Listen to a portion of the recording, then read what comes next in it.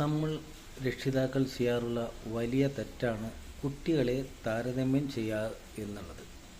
നാം ദേഷ്യം വരുമ്പോഴാണ് അത് ഏറ്റവും കൂടുതൽ പ്രകടിപ്പിക്കാറുള്ളത്.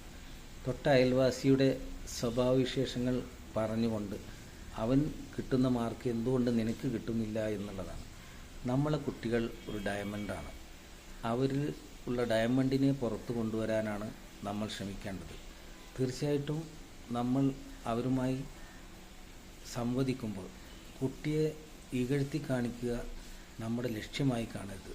നമ്മൾ ചേർത്ത് പിടിക്കുമ്പോൾ മാത്രമാണ് കുട്ടി നമ്മുടെ കൂടെ ഉണ്ടാവുക. അല്ലാത്ത സമയം കുട്ടിയുടെ പാഷനിൽ വലിയ വിള്ളൽ വന്നുകൊണ്ട് അവനെ നമുക്ക് നിയന്ത്രിക്കാൻ പറ്റാതെ പോകും. തീർച്ചയായിട്ടും കുട്ടിയെ നല്ല പാഷനോടുകൂടി വളർത്തുക, അത് സഹായിക്കുക. പാഷനെ തകർക്കുന്നത് താരതമ്യം ചെയ്യുന്നതും വിഷമാണ്.